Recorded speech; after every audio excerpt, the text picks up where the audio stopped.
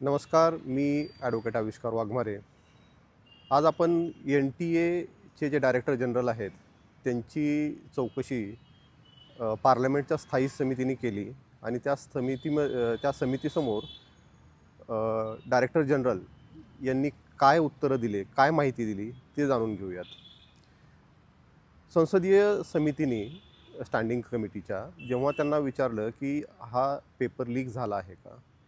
तेव्हा NTA चे director general अभिषेक सिंग यांनी पेपर लीक झाला असं म्हणण्यास नकार दिला.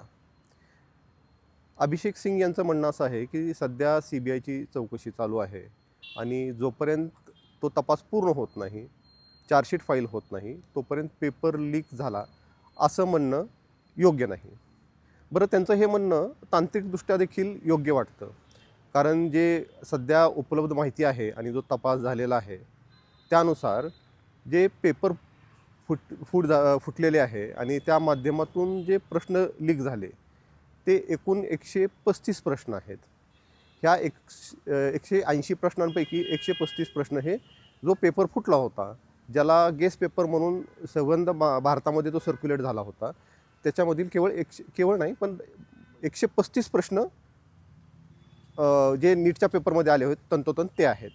त्यामुळे 540 मार्क पडतील एवढे ते प्रश्न आहेत 720 पैकी. त्यामुळे टेक्निकली डायरेक्टर जनरल यांचं म्हणणं बरोबर आहे.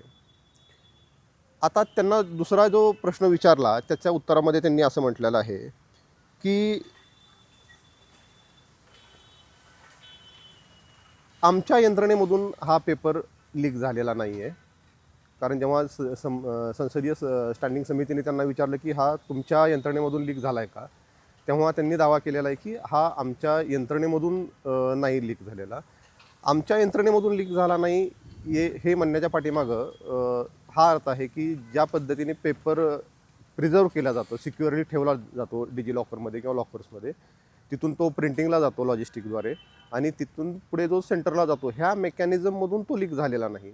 त्यामुळे त्यांचा असा क्लेम आहे, की हा आमच्या यंत्रणेमधून लीक झालेला नाही आहे. त्यानंतर दुसऱ्या प्रश्नाला उत्तर देताना त्यांनी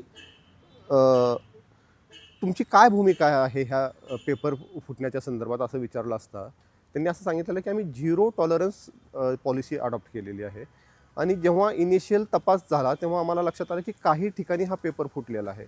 तरी देखील आम्ही संपूर्ण जी प्रक्रिया आहे ती रद्द करून परत परीक्षा घेण्याचं आम्ही ठरवलं. त्यामुळे आमचा अशा प्रकारचे जे प्रॅक्टिस आहे, माल प्रॅक्टिस, त्याला आमचा 0 टॉलरन्स आहे, त्यांनी संसदीय समितीपुढे सांगितलं. चौथा प्रश्न जे आहे तो सुधारणाच्या बाबतीत विचारला. त्याला उत्तर देताना डायरेक्टर जनरल अभिषेक सिंग यांनी सांगितलेलं आहे, की आम्ही ग्रॅज्युअली टप्प्याटप्प्याने कम्प्लिटली कॉम्प्युटर बेस्ड जे टेस्टिंग आहे, CBT ज्याला म्हणतात, तिकडे शिफ्ट होणार आहेत. आणि CBTकडे शिफ्ट होणं हे याच्यावरती ते ठाम राहिलेले आहेत. कारण आपल्याला आठवत असेल, की संसदीय समितीने जी शिफारस केलेली आहे त्याप्रमाणे त्यांनी पेपर पेन परीक्षा जी UPSC किंवा CBSE कंडक्ट करते, त्याप्रमाणे ते सिक्युअर मॉड्यूल आहे, अनेक वर्षांपासून ते वापरलं जातं, त्याप्रमाणे ते वापरावं असं त्यांचं म्हणणं होतं. परंतु डायरेक्टर जनरल अभिषेक सिंग यांनी ठामपणे सांगितलेलं आहे, की आम्ही CBTवरती मूव्ह होत आहोत. हे सांगितल्यानंतर आपण एक गोष्ट लक्षात घ्यायला पाहिजे, की जरी अभिषेक सिंग यांनी असा क्लेम केला असेल, की हा आमच्या यंत्रणेमधून पेपर लीक झालेला नाही, परंतु हा त्यांचा दावा जो आहे त्याच्यावरती प्रश्नचिन्ह निर्माण होऊ शकतं. कारण एकतर जे तिन्ही स्पेशलिस्ट आहेत ट्रान्सलेशनचे, फिजिक्स, बायोलॉजी आणि केमिस्ट्री, हे तिन्हीही एका शहरामधून येतात. बरं, यांची निवड होते कशी? तर ती कॉम्प्युटराईज पद्धतीने होते. मग ते तिन्ही एका शहरामधले कसे निवडले हा प्रश्न निर्माण होतो. त्या व्यतिरिक्त हे जे आहे अपॉइंटमेंट किंवा ही जी प्रक्रिया आहे ती कॉन्फिडेन्शियल असते. याचा अर्थ की एकाची अपॉइंटमेंट झालेली त्याने दुसऱ्याला सांगू नये किंवा ती माहिती होऊ नये, अशा प्रकारची ती कॉन्फिडेन्शियल असावा असं अपेक्षित आहे. परंतु तरी देखील हे तिघं एकत्र आले आणि आपल्याला माहीत आहे की तो पॅटर्न कसा झाला, तिघांचे पेपर कशा पद्धतीने लीक होऊन मग ते सर्वत्र पसरले गेले. त्यामुळे त्यांचा हा दावा थोडासा योग्य वाटत नाही. आता CBTवरती बऱ्याच जणांचे प्रश्न आहेत किंवा संभ्रम आहे की CBTमध्ये शिफ्ट करायला पाहिजे का नाही करायला पाहिजे.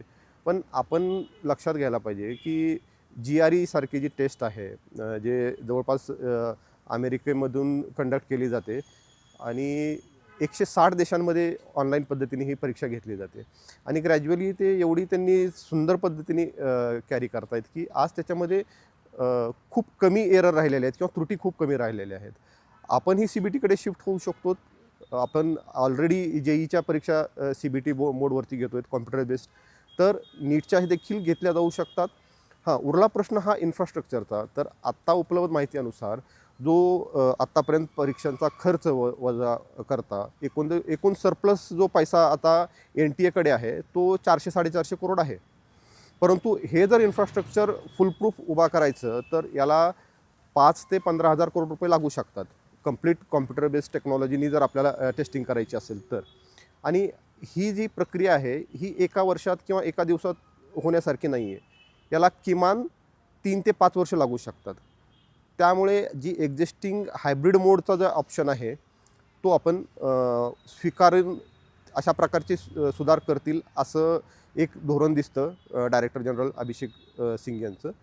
याच्या व्यतिरिक्त त्यांनी हेही माहिती दिली की ज्या राधाकृष्णन समितीने शिफारसी सांगितल्या होत्या, 101 शिफारसी सांगितल्या होत्या, त्यापैकी 75% शिफारसी आम्ही पूर्ण केलेल्या आहेत, त्याची अंमलबजावणी केलेली आहे.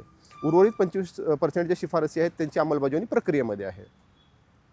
या व्यतिरिक्त संसदीय समितीने प्रश्न विचारला होता मॅनपॉवरच्या संदर्भात. तर त्यांचं म्हणणं आहे की 25% जी मॅनपॉवर आहे NTA ला लागणारी ती कमी आहे आणि लवकरात लवकर आम्ही ती भरून घेऊयात. तर अपेक्षा करू की आता 21 तारखेला जी NTA ची एक्झाम होणार आहे, ज्याच्यावरती वरिष्ठ IAS अधिकारी आणि IA and AS म्हणजे इंडियन अकाउंट अँड ॲडमिनिस्ट्रेटिव्ह सर्व्हिसेसचे जे अधिकारी आहेत त्यांचं लक्ष आणि नियंत्रण आहे. तर ह्या परीक्षा व्यवस्थित पार पडतील. थांबूया इथे आपण. अधिक काही माहिती असेल तर मी आपल्याकडे घेऊन येईन. धन्यवाद.